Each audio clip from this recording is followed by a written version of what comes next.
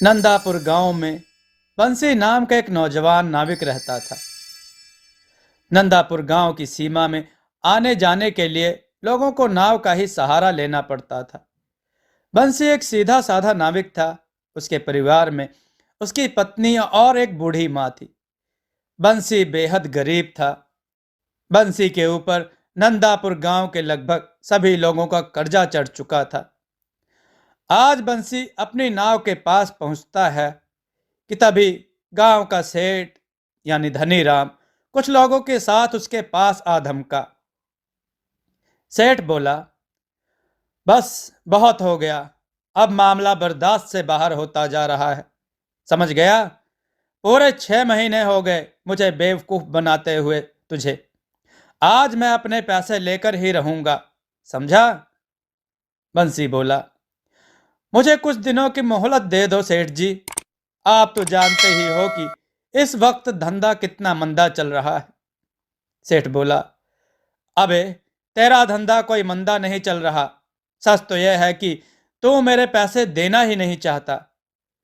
नंदापुर गांव में आने के लिए और जाने के लिए नाव का ही सहारा लेना पड़ता है। ऊपर से यह इलाका टूरिस्ट इलाके में भी आता है। सैलानियों की कोई कमी नहीं है यहाँ पर। तेरा धंधा मंदा कैसे पड़ सकता है बे? बंसी बोला, सेठ जी, सारे गांव वाले जानते हैं कि मेरी किस्मत कितनी फूटी हुई है। मैं बड़ी मेहनत से पाई पाई इकट्ठा करता हूं, लेकिन वो पैसे किसी ना किसी वजह से मुझसे खर्च हो जाते हैं। सेठ धनीराम बंसी का मजाक उड़ाते हुए अपने लोगों को देखकर बोला, अरे सुना तुम लोगों ने? यह बड़ी मेहनत से पाई पाई जोड़कर रकम इकट्ठा करता है और उसे खुद नहीं पता कि इसके पैसे कहाँ खर्च हो जाते हैं। इतना कहकर धनीराम गुस्से से बंसी की ओर देखकर बोला, यह क्यों नहीं कहता कि तू एक नंबर का अय्याश है, सारे पैसे अय्याशी में खर्च कर देता है। बेवकूफ आदमी, तुझे कोई और नहीं मिला बेवकूफ बनाने के लिए? बंसी बोला, नहीं नहीं, ऐसा मत कहिए सेठ जी।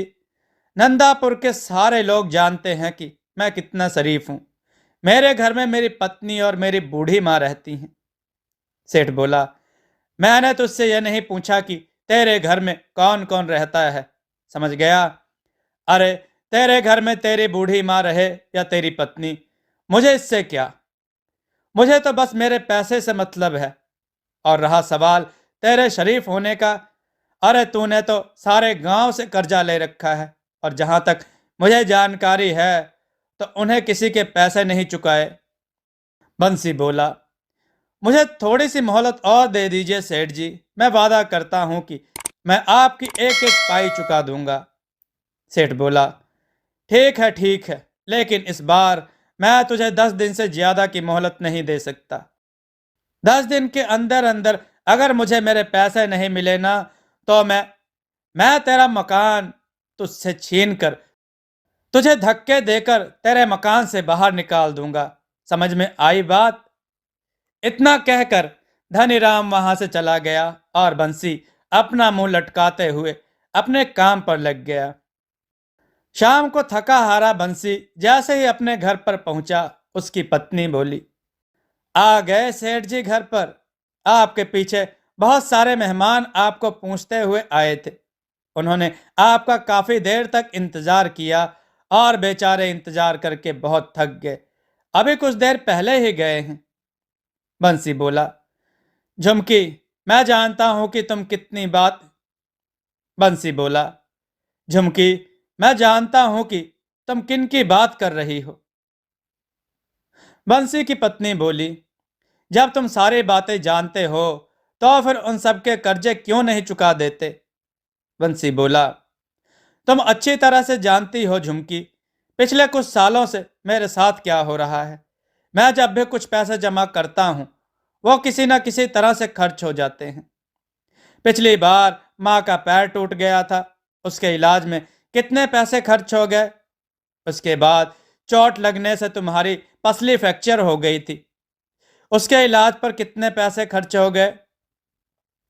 बंसी की पत्नी बोली, मैं तुम्हारी बातों को समझती हूँ, लेकिन गांव वाले इस बात को नहीं समझते।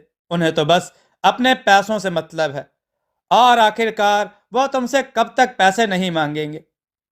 गांव का मुखिया धमकी देकर गया है, अगर तुमने गांव वालों के पैसे नहीं दिए तो वह तुम्हारी नाव भी छीन लेगा। बंसी बोला, और सेठ धनीराम मुझे धमकी देकर गया है कि अगर 10 दिन के अंदर मैंने उसके पैसे नहीं दिए तो वह मुझसे मेरा मकान छीन लेगा। मेरी समझ में नहीं आता कि अब मैं क्या करूं।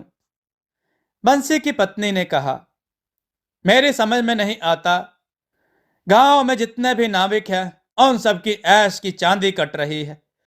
उन सबके मकान देखे हैं तुमने? ऐसा लगता है जैसे कि वह कोई नाव नहीं बल्कि कोई कंपनी चलाते हो। तुम सारा दिन नदी के किनारे क्या करते रहते हो? बंसी बोला, कितनी बार कह चुका हूं झुमकी, टूरिस्ट मेरी नाव में नहीं आते। बंसी की पत्नी बोली, ये क्यों नहीं कहते कि तुम्हारी नाव में गांव के भूखे नंगे लोग ही आकर बैठते हैं? उनसे तुम्हें कितनी आमदनी होती होगी। तुम अपनी नाव में नदिया पर घूमने आए सैलानियों को क्यों नहीं बिठाते? बंसी बोला, जितने भी नाविक हैं वो झूठ बोलकर टूरिस्ट को अपनी नाव में बैठाकर सिर्फ उन्हें चूना लगाते हैं, और मुझे झूठ बोलना नहीं आता। नहीं चाहिए मुझे हराम की कमाई। बंसी की पत्नी ने कहा, अरे सच्चाई के देवता, ये धंधा है। ये क्यों नहीं कहते कि तुम्हें धंधा करना ही नहीं आता? बंसी ने कहा, जिसे तुम धंधा कह रही हो मैं उसे अच्छा नहीं समझता। बंसी की पत्नी बोली, मेरी तो किस्मत ही फूटी हुई है कि मुझे तुम्हारे जैसा बेवकूफ पति मिला। अगर ऐसा ही हाल रहा ना तो वो दिन दूर नहीं कि जिस दिन तुम्हारी नाव भी तुमसे छिन जाएगी। उसके बाद मुझे और माँ जी को इस घर से धक्के देकर बाहर निकाल दिया जाएगा। उसके बाद अपने सच्चाई के प्रवचन बाहर बैठकर देते रहना। इतना कहकर झुमकी गुस्से से वहां से चली गई। ऐसे ही 10 दिन गुजर गए। 10वें दिन बंसी नदी के किनारे उदास बैठा हुआ गहरी सोच में डूबा हुआ था कि तभी वहां पर धनीराम फिर से आ पहुंचा। सेठ ने कहा, याद है ना बंसी, आज तेरा आखिरी दिन है। अब इससे ज्यादा मैं तुझे और मोहलत नहीं दे सकता भाई। शाम को मैं तेरे घर पर आऊंगा वसूली करने के लिए। मेरे पैसे तैयार रखना, नहीं तो अपना बोरिया बिस्तरा समेट कर चुपचाप चले जाना। इतना कहकर धनीराम वहां से चला गया। बंसी अपने आप से बोला, अब क्या होगा? पूरे 10 दिन से मेरी नाव में मुश्किल से 20 मुसाफिर भी नहीं बैठे होंगे। मैं धनीराम के पैसे कहां से दूंगा? अगर मैंने उसे पैसे नहीं दिए तो वो मेरे परिवार को बेइज्जत करके घर से निकाल देगा। मैं कहां जाऊं, क्या करूं? बंसी हसरत भरी निगाहों से और नाविकों को देखने लगा जिनकी नाव पर टूरिस्ट सवार थे।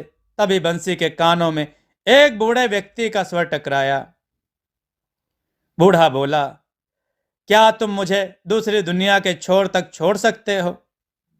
बंसी उस बूढ़े की बात सुनकर हैरत में पड़ गया। बंसी मन में बोला, लगता है आपका दिमाग खिसका हुआ है। बंसी ने कहा, बाबा ये कैसे बातें कर रहे हैं आप? बूढ़ा बोला, मेरा कहने का मतलब यह है बेटा, अब तुम मुझे इस नदी के दूसरे किनारे पर छोड़ देना। बंसी ने कहा, तो सीधे सीधे ये कहिए ना बाबा कि आपको दूसरे सीमा पर उतारना है। ठीक है बाबा, 200 लगेंगे। बूढ़ा बोला, मैंने सुना है कि तुम बूढ़े और गरीब यात्रियों से पैसे नहीं लेते। बंसी ने कहा, सही सुना है बाबा, लेकिन क्या करूं, लगता है मुझे अपने नियम और कायदे बदलने पड़ेंगे। बूढ़ा बोला, चाहे कितनी भी मुसीबतें क्यों ना आ जाएं, अपने उसूल इंसान को कभी नहीं बदलने चाहिए। वक्त बदलते हुए देर नहीं लगती। बंसी ने कहा, मैं इस वक्त बहुत परेशान हूं बाबा, जाओ जाकर कोई दूसरी नाव पर बैठ जाओ। बूढ़ा बोला, लेकिन मुझे तो सिर्फ तुम्हारी ही नाव पर बैठना है, पर मेरे पास पैसे नहीं हैं तुम्हें देने के लिए। अगर तुम मुझे वहां तक छोड़ दोगे तो मैं तुम्हारा एहसानमंद रहूंगा। मेरी पत्नी वहां पर इंतजार कर रही है। बूढ़े की बात सुनकर बंसी को उसके ऊपर तरस आ गया। बंसी ने कहा, ठीक है बाबा, मैं तुम्हारा दिल नहीं तोड़ूंगा। आइए बैठिए, जहां आपको जाना है मैं आपको वहां छोड़ दूंगा। बंसी की बात सुनकर वह बूढ़ा रहस्यमयी अंदाज में मुस्कुराते हुए बंसी की नाव में बैठ गया। बंसी की नाव नदी के बीच में पहुंची ही थी कि तभी वह बूढ़ा बंसी से बोला, बस मुझे यहीं पर छोड़ दो। बंसी बोला, बाबा पागल हो गए हो क्या? यहां पर तो सिवाय पानी के और कुछ भी नहीं है। बूढ़ा बोला, जो मुझे नजर आ रहा है वह तुझे नजर नहीं आएगा बेटा। तुम नाव यहीं रोक दो, मैं यहीं उतर जाऊंगा। बंसी बोला, बाबा तुम डूब जाओगे, पानी बहुत गहरा है। मगर बूढ़े ने बंसी की बात नहीं सुनी और नदी में कूद गया। यह देखकर बंसी बुरी तरीके से घबरा गया और बड़बड़ाता हुआ बोला, अरे कहाँ फंस गया मैं? अगर ये बूढ़ा मर गया तो उसकी मौत का इल्जाम भी मेरे ऊपर लगेगा। सभी लोगों ने इस बूढ़े को मेरी नाव में सवार होते हुए देखा है। अब क्या करूं? लगता है मुझे भी नदी में ही कूदना पड़ेगा। इतना कहकर बंसी ने नदी में छलांग लगा दी। मगर उसने जैसे ही नदी में छलांग लगाई, उसने अपने आप को एक बेहद सुंदर जंगल के बीच बहुत छोटे से तालाब के पास खड़ा हुआ पाया। बंसी तुरंत उस तालाब से निकलकर उस जंगल की ओर देखने लगा। तभी उसके कानों में एक भारी आवाज टकराई। पेड़ बोला, बेटा मेरी साख थोड़ी सी झुक रही है, इसे थोड़ा सीधा कर दो, मुझे दर्द हो रहा है। बंसी ने देखा कि वह जिस पेड़ के नीचे खड़ा था, बंसी से वही पेड़ बोला था। बंसी डर गया। पेड़ बोला, डरो मत, अगर तुम मेरा यह काम करोगे तो मैं तुम्हें आगे का रास्ता बता दूंगा। बंसी ने डरते डरते उस पेड़ की शाखा ऊंची कर दी। तभी अचानक बंसी के सामने एक बेहद सुंदर सोने की सड़क बन गई। पेड़ बोला, घबराओ मत, तुमने मेरी मदद की है, इस वजह से ही तुम्हारे लिए ये सोने की सड़क मैंने बना दी। तुम यहां से सीधे राजमहल तक पहुंच जाओगे। बंसी बोला, लेकिन ये कौन सी जगह है भाई? पेड़ ने कहा, कुछ देर बाद तुम्हें पता लग जाएगा। तुम जिस रास्ते से यहां पर आए हो वो रास्ता सिर्फ शाही लोगों के लिए खुलता है। तुम जरूर कोई खास हो। कुछ दूर चलकर बंसी की नजर एक पेड़ पर गई जहां पर लाल लाल सेब लटक रहे थे। अचानक एक सेब बंसी की ओर देखकर बोला, देख क्या रहे हो? अगर तुम्हें भूख लगी है तो मुझे खा लो। बंसी मन में सोचा, अरे वाह, ये मैं कहाँ आ गया? वह बूढ़ा जरूर कोई मायावी व्यक्ति था। बंसी ने कहा, नहीं नहीं, मैं जहां पर रहता हूं वहां पर बोलने वाले फल नहीं होते। अगर वह बोलते तो हम बिल्कुल नहीं खाते। सेब बोला, तुम वाकई बहुत दयालु लगते हो। तुम्हारा इस जादुई नगरी में स्वागत है। इस सोने की सड़क पर सीधे चले जाओ, कुछ ही देर में तुम महल तक पहुंच जाओगे। कुछ ही देर में बंसी एक आलीशान महल के सामने पहुंच गया। तभी उसके कंधे पर पीछे से किसी ने हाथ रखा। बंसी ने देखा तो सामने वही बूढ़ा खड़ा उसे देखकर मुस्कुरा रहा था। बंसी बोला, कौन हो तुम और यह कौन सी जगह है? अचानक वह बूढ़ा एक बेहद सुंदर राजकुमार में बदल गया। राजकुमार ने कहा, यह सारा का सारा राज्य मेरा है। तुम पृथ्वी पर नहीं बल्कि दूसरी एक जादुई दुनिया में हो। बंसी ने कहा, दूसरी दुनिया में? मैं कुछ समझा नहीं। राजकुमार बोला, दरअसल नंदापुर गांव की नदी के बीच एक दूसरी जादुई दुनिया का द्वार खुलता है। यह एक जादू की दुनिया है। बंसी ने कहा, तुम्हारा महल तो बिल्कुल सोने का मालूम होता है। यहाँ के दरवाजे, यहाँ तक कि सैनिक भी सोने के ही मालूम होते हैं। राजकुमार ने कहा, सोने के मालूम नहीं होते, ये सोने के ही हैं। मैं तुम्हें बहुत दिनों से नाव में बैठा हुआ उदास देख रहा था। मैं जानता हूं कि तुम बहुत अच्छे स्वभाव के हो और तुम्हारी दुनिया में अच्छे व्यक्तियों के साथ अच्छा बर्ताव नहीं होता, जबकि हमारी दुनिया में ऐसा बिल्कुल नहीं होता। इसलिए मुझे लगा तुम्हारी मदद करनी चाहिए। इतना कहकर वो राजकुमार बंसी को महल के अंदर वहां ले गया जहां पर सोने के सिक्कों के ढेर लगे हुए थे।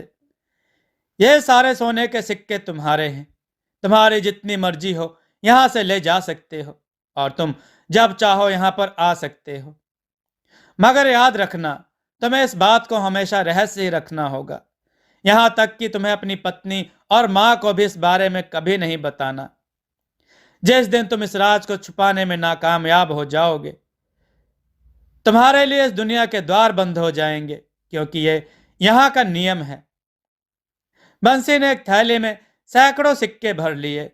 वो राजकुमार उसे उसी जादुई पेड़ के पास मौजूद एक छोटे से तालाब पर ले गया।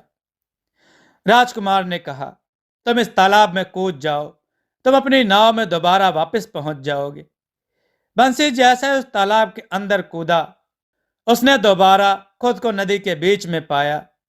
बंसी उसी दिन वह सारा सोना शहर में बेच आया। उसने गांव में सबका कर्ज चुका दिया। देखते ही देखते बंसी नंदापुर का सबसे बड़ा सेठ बन गया। एक दिन बंसी की पत्नी ने बंसी से कहा, तुमने आज तक नहीं बताया जी कि आखिरकार तुम इतने ढेर सारे पैसे लेकर कहां से आए और तुम कुछ दिनों के लिए अचानक कहां लापता हो जाते हो। बंसी बोला, मैंने तुमसे कितनी बार कहा है झुमकी कि मैं इस बारे में नहीं बता सकता। इतना तो मैं जानती हूं कि तुम कोई गलत काम नहीं कर सकते। अगर तुम नहीं बताना चाहते तो शायद इसमें ही हम सबकी भलाई होगी। बंसी की अमीरी देखकर धनीराम अंदर ही अंदर जलने लगा। एक दिन उसने अपने खास आदमी भीमा से कहा, मेरी समझ में नहीं आता भीमा कि यह बंसी रातों रात अमीर कैसे बन गया।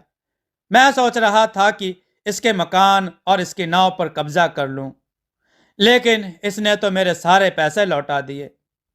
भीमा बोला, सिर्फ आपका ही नहीं बल्कि उसने सारे गांव वालों के पैसे लौटा दिए। आज गांव में सबसे आलीशान हवेली उसकी बनी हुई है, और तो और नंदापुर में सारी नाव का मालिक बंसी ही है। सेठ बोला, हाँ मुझे पता है, वो टूरिस्ट से बहुत कम पैसे लेता है और गांव के लोगों को तो वो मुफ्त में ही नाव में बैठाने का काम करता है। मेरा धंधा भी चौपट हो गया। दाल में जरूर कुछ ना कुछ काला है। जाओ जाकर पता करो कि आखिर माजरा क्या है। भीमा बोला, मैंने पता कर लिया है। सेठ ने कहा, क्या मतलब? भीमा बोला, कुछ दिनों पहले मैं उसका चुपके से पीछा कर रहा था। अचानक मैंने देखा कि वो बीच नदी में कूद गया और कुछ ही घंटों के बाद वो वापस आ गया। उसके हाथ में एक थैला था जो सोने से चमक रहा था। सेठ बोला, बेवकूफ आदमी, ये बात तूने मुझे पहले क्यों नहीं बताई? इसका मतलब कि नदी के बीचों बीच जरूर कोई सोने की सुरंग है जो उसके हाथ लग गई है। सेठ ने कहा, मुझे अभी ले चलो वहां पर। कुछ ही देर में सिर्फ धनीराम और भीमा नदी के बीच पहुंच गए। सेठ ने कहा, क्या तुम्हें यकीन है भीमा कि बंसी यहीं कूदा था? भीमा बोला, जी मैंने उसे ठीक इसी जगह छलांग लगाते हुए देखा था।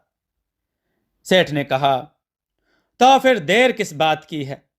भीमा, चलो अब हम दोनों साथ साथ कूदकर उस सोने की सुरंग में पहुंच जाते हैं और सारा का सारा सोना आज ही निकाल लेते हैं। भीमा बोला, आपने तो मेरे मुंह की बात छीन ली। इतना कहकर दोनों नदी में कूद गए। अचानक बहुत तेज एक पानी की लहर आई। भीमा और धनीराम डूब कर मर गए। बंसी ने आज तक उस रहस्यमय कहानी के बारे में किसी को नहीं बताया। दोस्तों, आपको यह कथा कैसी लगी? अपने विचार और सुझाव कमेंट में जरूर दें। हमारी कथाओं को लाइक करें, हमारे चैनल को सब्सक्राइब करना न भूलें। हमारी कथाओं को शेयर जरूर करें जिससे लोगों को अच्छा ज्ञान प्राप्त हो। जय श्री राम भक्तों।